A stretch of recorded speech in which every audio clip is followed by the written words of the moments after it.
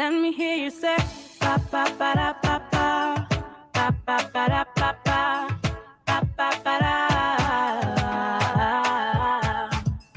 ba ba ba da ba ba ba ba ba da ba ba ba ba ba da ba ba ba da. Crazy at this thing of love, just what I've been dreaming of. And I can never figure out, oh, how you do the things you do. Is why I'm so in love with you. I like the way you make me smile. Boy, you give me butterflies. And when I look into your eyes, I'll see the future in me and you. That's why I wrote this song for you. I-L-O-V-E-Y-O-U.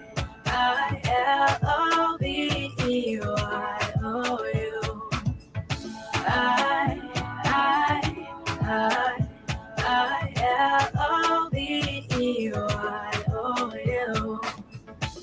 Just want you to know what I think of you. L-O-V-E-Y-O-U. Baby, you've got what it takes to make your girl say L-O-V-E-Y-O-U. If I met you in another life and you asked me to be your wife, with grace and a smile I say, yeah, always now and forever. You be my one and only lover. Cause I like the way you make me smile. Boy, you give me butterflies. And when I look into your eyes, I'll see the future in me and you. That's why I wrote this song for you. I-L-O-V-E-Y-O-U.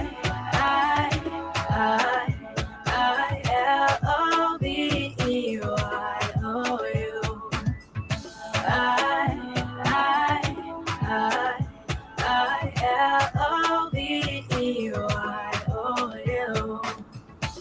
Just want you to know what I think of you. L-O-V-E-Y-O-U. Baby, you've got what it takes to make your girl say L-O-V-E-Y-O-U. Ba ba ba da ba ba ba ba ba da ba ba ba ba da ba ba ba da ba ba ba ba ba da ba ba ba ba ba da ba ba da.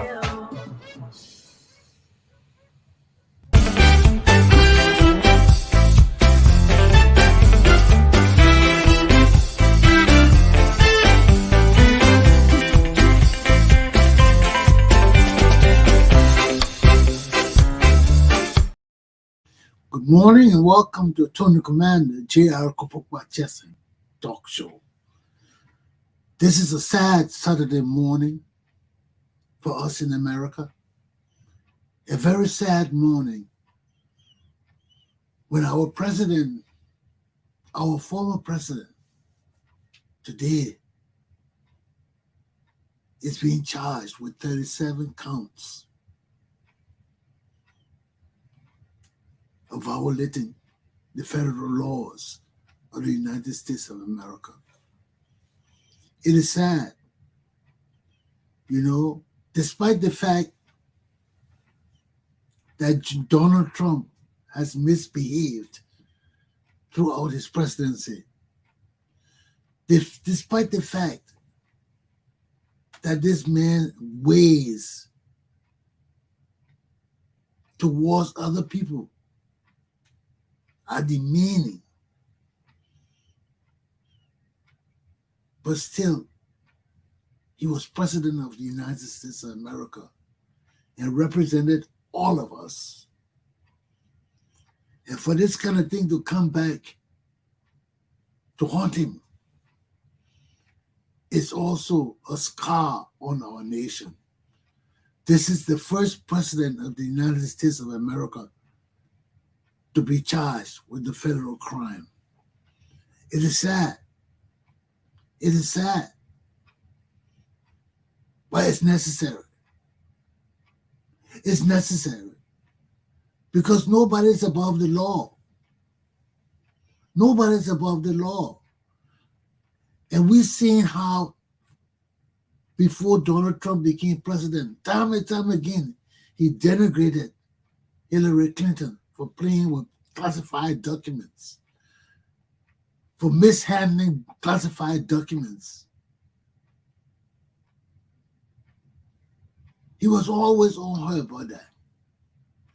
Now we come to see at the end of his administration, he takes all these classified documents away from the State House, the White House, and takes it to his private mansion and has it all over the place, not even secured, where anybody can have access to it. This is our national security documents. And these are the same things we've been talking about. He's been preaching about it, lock her up, lock her up, lock her up. Now yet the same thing. They charge him with federal crimes for tampering with classified documents. It's a sad day for our country in America, but it's a necessary event. It's necessary. Because besides the documents, Donald Trump has gotten away with too many illegal things. He has done too many things to bring our constitution, our system of democracy down. He has done a lot. Trying to turn us over to Russia, sitting with Putin and misleading our nation and people. It's not right. It's not right. So wherever the chips will fall, we'll feel it too. But it must be done. Okay? So that's enough for Donald Trump. We look at our country, Liberia. What's the situation in our country? There is no way that Elliot Cummings can justify the actions of Musa Belede. There is no way. We know he is embarrassed because right now he caught between a rock and a hard place. All these guys caught between rocks and hard places. Everybody want to rule Liberia by some trickery or deception or lie. And it can't work. It can't work. You see now, Musa Belede caught up in all this taxes business, caught up in FIFA business. The Elliot Cummings want to use him. We don't know why. Maybe because of money business. Maybe if Musa Belede money can help him. But now he wants to justify Musa Belede's behavior because he himself caught between a rock and a hard place. Because you bring change to the country, you the man of change, you present change, and you go back and deal with the same people that have disparaged our nation, that have brought our country down. You go to the same people and connect with them and want them to help you to be leader of our country. What hopes do we have that our country will survive these people? You bring in these same people that owe our country so much money. Now, Belede Company, Surmax, gas and oil, all Liberia sold over $1 million, they say. He said the company only owe $165,000. But how much does he owe personally? We haven't talked about that. And that is the issue of this whole taxation business. Yes, his company is one thing, but if his company owes that much, how much does Musa Belede himself owe as a citizen of Liberia? We have a right to know. That public information. And you see, my people, when you delay in your taxes, it's just as bad as tax evasion. There is no way you'll be in America and the IRS will write you and you owe that much money and not be paying. You not have a payment plan. Even if you owe that money, you can't say, you not just say, I owe that money. No. Owing the money is one thing, but you got to demonstrate that you're paying the money. You can't say, I owe money and there's no trace or evidence that you're making an attempt to pay this money back. And the Liberian Revenue Agency itself, they got to do better, man. They got to do better. They got to do better. When companies or individuals owe our taxes like that, you don't wait for them to decide when they're going to pay. No, these people set up a payment plan immediately and pay every month. So we haven't discussed anything about payment plan. Maybe Elliot Cummings coming and talking it, but there's no evidence. There's no evidence. Musa Bedete on the air didn't say he will pay every month. He said he owed $165,000. Okay, how are you paying this money? He didn't tell us how you're paying the money. But our taxes is what runs the Republic of Liberia. And all these people evading and avoiding taxes, people got to go to jail in our country, man. You know, this is what hurts me, because when one group of people just are hounded to pay taxes, and the people who should be paying taxes are ignoring it, walking around like they have immunity over everything. This is not right for our country. And these are the things we got to overhaul in our country. Because I remember, I know in Liberia it still isn't there. When I worked at the finance ministry in the 1980s, I keep repeating this one thing. Because we cannot continue to depend on our government to be the source provider for the masses of people in our nation. We can't. Everybody cannot be born expecting to receive a free check from government. No, that's not the way government runs. This is why our government is so corrupt, it's so dysfunctional. We got to change that.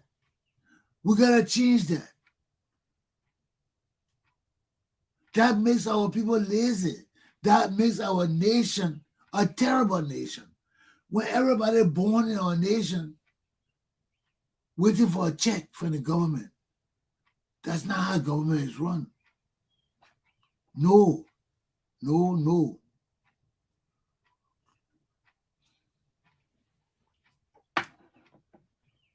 And we have to and must set this right. Because we have to understand that we are here to build our government and our country. The more we build our government, the more our country is built. That habit of what in it for me, we got to abolish it. It's obsolete. But we can't abolish it when the leaders of our country, who's supposed to set example and precedents, are the very people that are so corrupt and terrible and have no sense of patriotism. When they have no sense of loyalty to the country, let me tell you something. When people steal from our country, when all our leaders are petty rogues and thieves, nobody loves our country. Nobody are patriots in our country. Our country can't survive as it is. It can't. Look how we talk about trash. We talk about unemployment. We talk about massive drugs infestation in the country. We talk about disease and lack of health facilities. All these negative things in our country. They're too many. They're too many. That reflects badly, not only on our leadership, but on everybody with education and sense in our nation, with apparent sense, because we don't know whether people got sense or not. People can behave that they got sense, so it's apparent. But there's no evidence that these people are sound and seeing. Look at our country, man.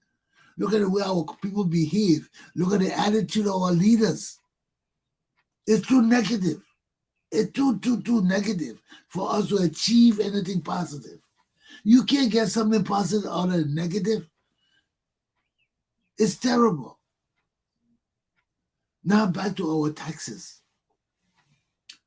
For too long in our country, man, this has been the foundation of division in our country.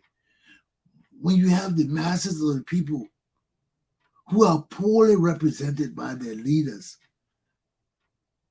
voting the masses of the taxes of our nation, and those that are supposed to pay taxes are the very same people evading and avoiding taxes.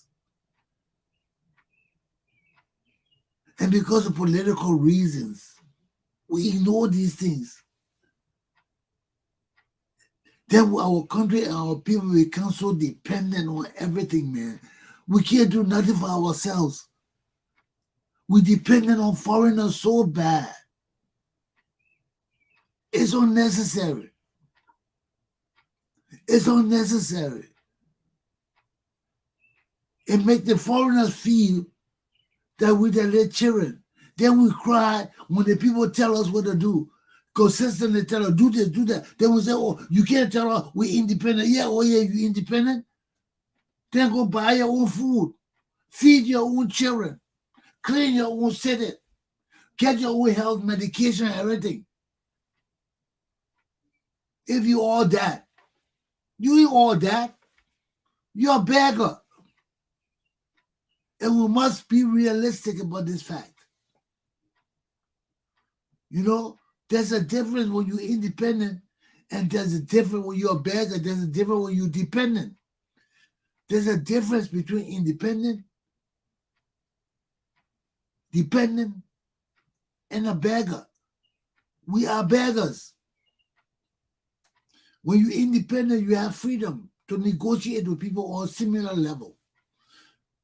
The reciprocation of respect when you're independent. Because when you're independent, you can feed yourself. You can protect yourself. Your people understand by their level of education that the system, some system of leadership must exist continuously. There can be no break in the leadership. When the people are conscious enough to understand that, it depicts the level of intelligence of the society. You see, right now, look at American society. What does it tell us right now? American society has lost that level of intelligence that kept America united for so long. Why? Because of racism. There were one group of people ruling. There were one group of people enjoying the system. There were one group of people educated in the leadership. Now the leadership is diverse. Look at American leadership now. It's diverse. And because of diversity, there's inequality in the leadership. So we have mediocrity now. Because there was never justice in the ab initio. In the past, there was never justice. There was only one race dominating everything. Now, the nation has opened up because there are many races. The white race is not superior as it was no more. So other races have infiltrated that race. And because they have infiltrated the leadership of America, and the diversity is so bad still, one group of people still enjoy everything in America, and don't want to share with the other people. So our system in America now is becoming mediocre. When you see people that Donald Trump rising to power, want to take America into communism, away from it, and they bring in all the things about spaceship and all the things, space leadership. The leadership is confused. That because there's great diversity, and with that diversity is inequality. So the system can't survive no more. It's shaky. It's shaky. And that's what we've been through for years in Liberia. But it's just that the only difference in Liberia is we were born into that system. So to us, our system isn't shaky. But our system is terrible. Terrible. Liberia's system is sitting on we're sitting on a matchstick. It's terrible. But for some of us, we can't see it because of the system we've lived in for so long. You know, to us, things going on as normal. But for other people who can see the difference, you can hear them talking, oh, things not right in Liberia, man. Things the situation is bad. You will hear them talking it. But other people who don't understand it, they say, oh, Liberia is good, things progressing. So right there, you question them. Because you're sitting there and seeing all the dirt around you. How can a country be progressing? The country definitely cannot be progressing. You see people can't drink, no water, access to good water, access to hospital terrible, access to health care bad. How can the country be good? How can it be good? So we got some issues, man. We got some real issues in our country. And if we don't take care of it in a positive way, if we don't take care of it to ensure that our children are healthy, that their future is positive, things will not go well for our country. Things will not go well for our country. You know, look at in Liberia to right now, there are catches all over the place. My correspondent can't come on this morning. I think he's sick because we spoke this morning and he wasn't feeling well. So he's said, oh yeah, I gotta call him after the show to find out how he doing. But our people's health is terrible. You know, we can't continue to live on the old way of medicating ourselves or taking Jolobo or going down to fix fever tea and all the kind of thing. You can't even find fever tea these days. Where you find fever tea yet? Huh? Right now, weed has grown throughout the country. First, people used to grow fever tea. Nobody growing nothing now. What people growing? People used to have their little gardens in the yard or outside. You run outside, you got a fever, you go pick your fever tea, boil it, drink your fever tea. When you look, your fever has broken. Jolobo, you drink your Jolobo every Saturday. Once a week, we just drink Jolobo to clear our stomach. All these things, you got to understand it. But these are things we can rely on now. You know, our world is modernized. Things moving forward. You know, the diseases have changed. Look at we have Ebola. Who ever thought that when you have a disease, when you test other people, you catch it and die? Who ever thought that? That kind of disease, you can't even hug your family. You can't even show love to each other. You can't even hold hands. You can't even shake hands. That is a whole different thing of disconnecting us from each other.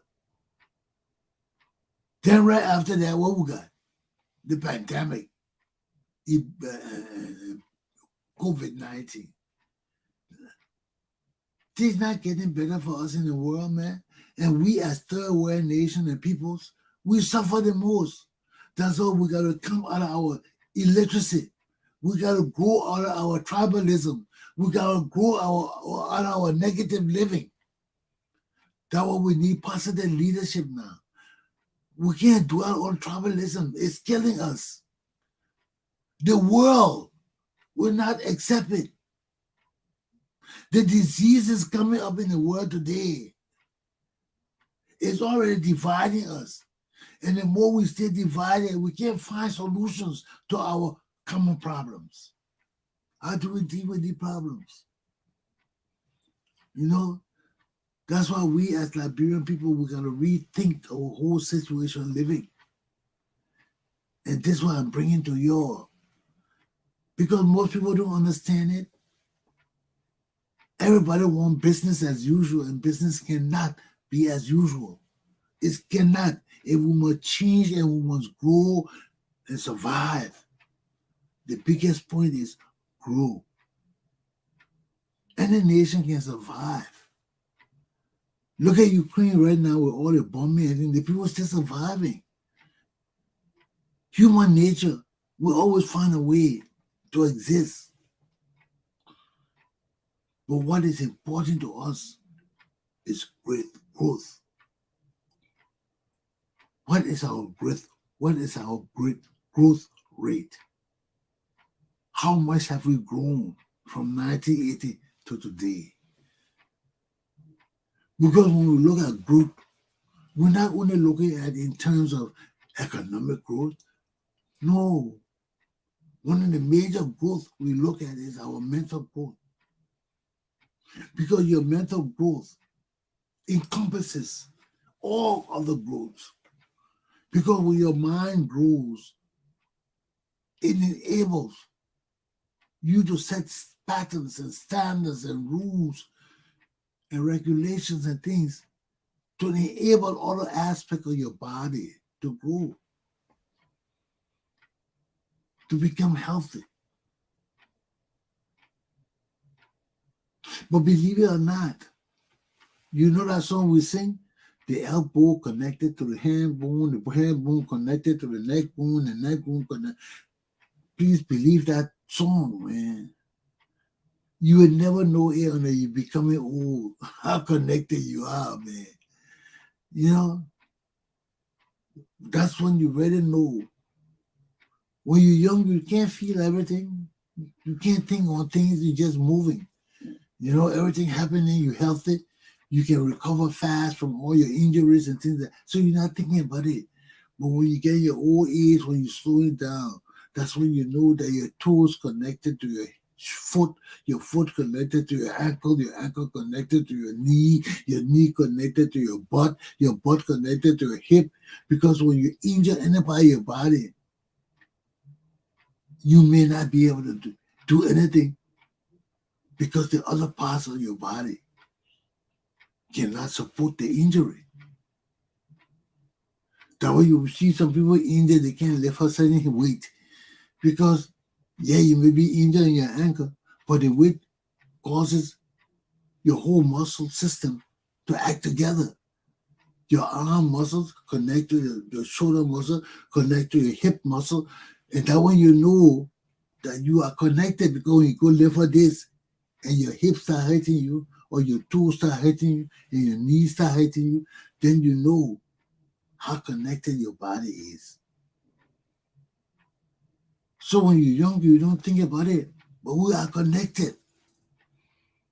We are totally connected and we cannot act without each other because our whole system is like the body of a person.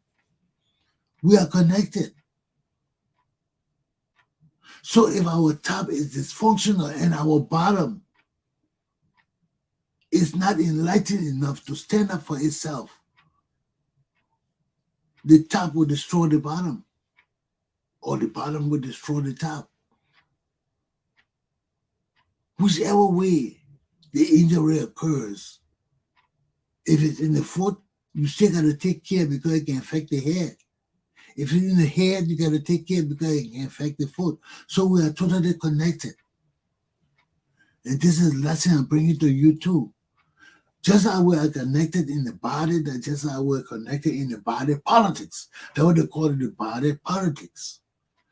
Because whatever the head does impacts the tail. Wherever the tail does, impact the middle. Wherever the middle does, impact both parts of the body. Politics. So it's the same thing in the human body. And if we keep acting blind and like fools, we will be treated like fools. We will be stepped on and misused and abused and run amok and thrown down the trash can. We will be done that. Because in the land of the blind, the one-eyed giant rules. You know that?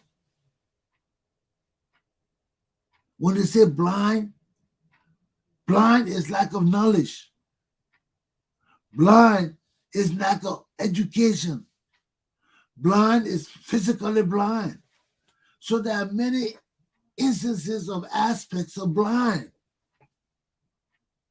So when they tell you in the land of the blind, the one-eyed giant reigns, that tells you that in the land of the uneducated, in the land of the illiterate, and when they talk about that, they're not talking about everybody, the 100%. No, they talk about the masses of the people.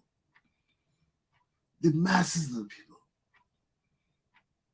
Because we, as people who support system of democracy, the masses is important to us. Numbers important to us in democracy. So if you got the masses of the people illiterate, your nation will suffer and die. Just as Liberia is suffering and dying. Why? Because no matter what kind of leader you bring forth, no matter what kind of talent or good leadership skills or aspects or whatever they bring to the table, the masses of the people may not appreciate it. And those are the people that got to select the leaders of the nation. So if you got a people that still clinging to tribe, that still clinging to ethnicity, they're still clinging to negativity, all these things, you can't advance. You can't advance because these are the people who got to go vote. They got to go vote. And until there is a mass campaign to change their mentalities or mass campaign to educate them, to lift them up and lift their minds up from dormancy, the people will not change. And this is where we are right now in our nation, Liberia. We are stuck between a rock and a hard place. We're stuck. Because we need educated people to change the mentality of our nation. But we don't have those people. We don't. We don't. And even if we could get them, we need people that will bring to our nation, our people, the kind of education we need to advance our society. Not to confuse us more, not to lead us down the road of depravity, not to break down our system of law and order. So we got to be careful what we ask for, when we ask for change. We got to be careful what we ask for, when we ask for change. Because change could be good or change could be bad. And that's what Christians pray. Christians ask for change too. But doing that, they're praying that God will give them the enlightened path. Because we see from the Bible, we're having the Bible is our teacher. The Jewish people cry for change. Oh, God, give us a king. We want a king. Every time we go to talk with the other tribes, they ask us who your king. We ain't got no king. We only got judges. We tell them we ain't got a king. They say, but you ain't got a king. How we talk with you now? So it's embarrassing to us, Lord. It's embarrassing to us because Moses now a king, Elijah now a king, Jeremiah now a king, Elisha now a king. So who do we turn to, Lord? So the Lord said, why you gotta follow other people? Because other people got king, you gotta have king. You don't need king. When the people say who your king, say Moses our spokesman. We don't need king, we got God. All we need is a spokesman.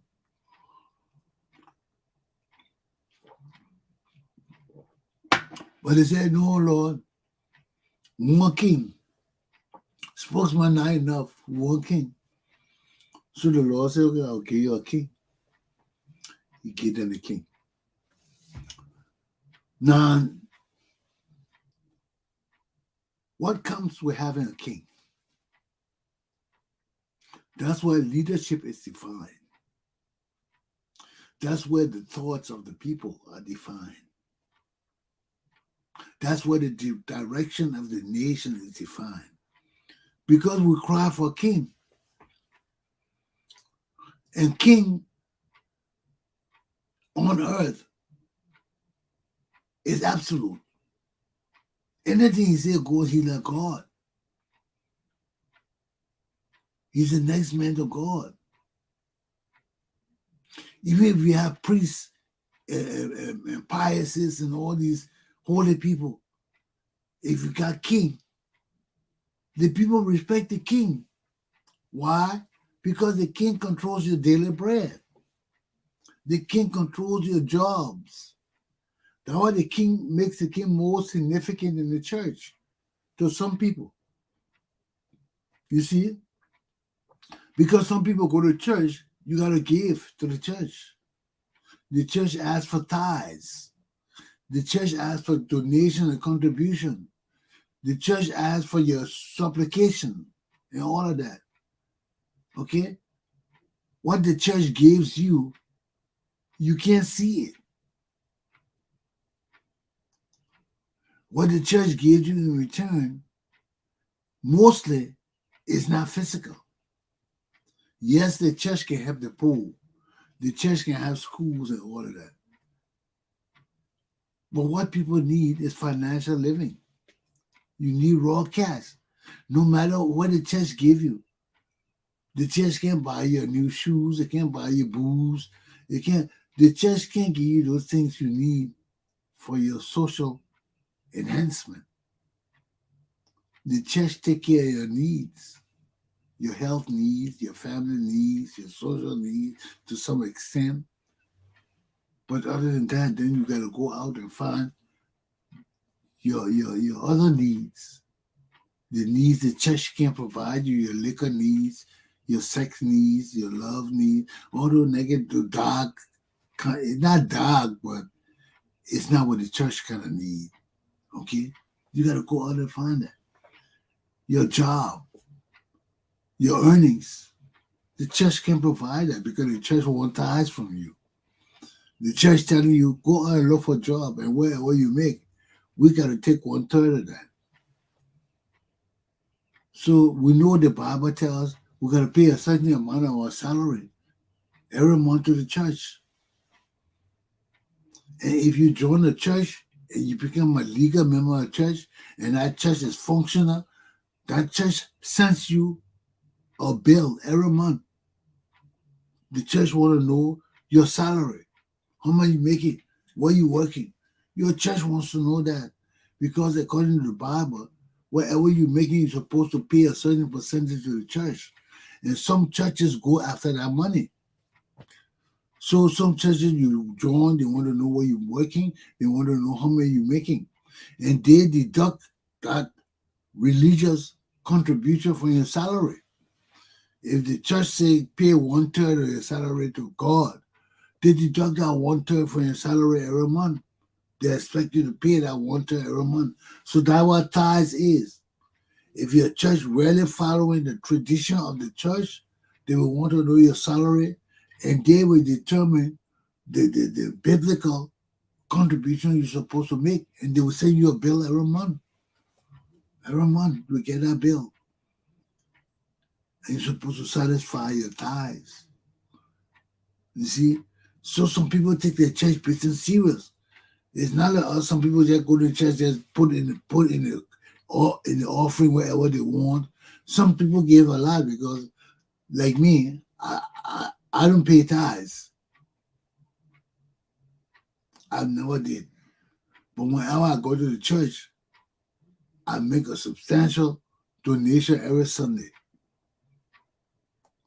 See, these are hard. Sometimes people can give all that they're supposed to give according to biblical uh, Christian givings. Some people will not be able to give that, but at least give. You know the church needs. Don't just say, I ain't got it, just keep it to myself. No, that's your obligation. You must give to the church. Just like you must give alms to the poor. When you see people in the street, we know, yeah, they got shysters. They got people who fool people to steal their money. They got some of the people who beggars and they can get jobs, they healthy. They all of that. They got all you can give, all kind of explanation not to give people money. But the Bible says you got to give it. That's your religious obligation to give tithes, to give to the poor. You can't determine who's poor or not. Only God does. We got too many deceitful people. But your job is not to determine who's poor or not. Your job is to give to the poor. So when you see a person poor in the street begging, if you want God blessings, you're not looking at that person and say, man, that person got money, man. Look at that young man. He can't go look for a job. Look at that useless man. No, that's not your job to do that. Your job is to give to the poor. You either give or you don't want to give to that person. You can give to another person. We got poor people all around us. Okay? So there's no excuse. Okay? There are poor people on every corner of the street in America. You won't give it to this poor person, you can go to another poor person and give it to them. You can go to the Catholic Church. You can go to any church and donate and give money. Okay? I'm a Catholic. They got something they call Catholic Charitable Fund. Every year the bishop writes me. Just you got to give to the charitable fund. You know? Sometimes they ask for small amount, but every year I try to send 100. Because within a year time, at least I can raise 100 to give to the poor for the Catholic Church. Okay? I give to other things too. You know? In America, plenty of people begging you. Not one group begging you. Plenty of people begging you. Every month, the same people begging you. But different people. So, this is a society that depends on charitable contributions, donations for the poor. And also, you got those shysters who try to steal your money too. They're in there too. All of them together. So, you got to take heed and govern yourselves. Same thing with Liberia. You got to take heed and govern yourselves. But we got to understand that we are the owners of our country. We set the boundaries, we set the standards, we set the foundation, we set everything. Now our leaders, and now we got to understand that. Because when things happen, we tell our leaders, this is not how we want it. They better listen to us or nothing's going to happen. So my people, we got to care about ourselves first. We got to care about ourselves. Set your mind at right. Look around you. You got to try to change your life. You can't live in the ghetto. You got to get out of the ghetto. You got to go somewhere and find a means of survival. To do that, you got to be humble. You know? You got to go there knowing that you need help. Not that you don't give a damn whether they help you or not. So you got to go there understanding that you need help. And you got to humble yourself sometimes. You know, that we don't mean beg or get on your knees. Just be nice, polite, have a kind attitude, answer questions correctly. You know, just behave yourself. You'd be surprised at the kind of things you can get. Okay? So it's on us. Everything is on us. We can make it or break it. It's on us. You know? So we can't continue to blame other people. We as the people, we must understand that whatever happens in our country, it will fall back on us, the poor people. So it is only good for us to ensure that we know what are our rights. We know and understand it. And we don't take nonsense from people when we know that our rights have been violated. Because that's the only thing that protects us, our rights. Know our rights, knowledge of what's right and what's wrong, knowledge of where your rights begin and where other people's rights end. Knowledge is different from education now. We're not saying go to school and get educated. We say knowledge. Be open to accepting things, to learning new things. Don't close your mind talking about tribe. No, move above tribe. Move above family. Be creative. Be innovative. Be want to learn. Be have an open mind. You know, but also be guided. Because you don't want to get every useless thing in your mind. You want to do that which is right and good and just. Sometimes I can't tell you what it is, but you got to use your judgment. That's why we say for us Christians, you always got to pray. Because your God is always with you. He will never leave you alone. That way we want God inside us and with us. Okay? God is going to judge us on our everyday life. Life is hard. He knows that. He knows that. Life is tough. He knows that. Life is a bitch. He knows that. But you got to have that inner faith. You got to have that inner prayer. You got to have that inner belief. You know, you can't be a doubter. That when you pray, your prayers are being answered and heard. You know, but if you feel that you got to go use juju and all of the kind of thing to be heard, then you can't make it. But if you believe in your heart, that if you put your supplications and requests to God, He will answer it and He will guide and protect you. Nothing can stop you. Nothing can stop you. Okay? Today's a Saturday. My class is done for the day. I got things to do. I got things to do like you. I got things to do. So let's end it for the day. We'll take off on Monday again. We'll discuss it. We'll talk about Elliot Cummings and his tax and his situation with Musa ability today. And how when you put yourself between the rock and the hard place, you got to come out to defend yourself, to explain your situation. Now, he always had to be explaining and justifying why he was Musa ability. He always had to do it. Because Musa ability has a bad issue in our country with money. When it comes to money and gas and all these things. So, he always got to explain. Okay? Especially when Musa ability's character is connected to his. My class is done. Aluta! Continue. I will continue on Monday. Take heed and govern yourselves. Go to church tomorrow, man. Okay? Pray for me too. Have a good day.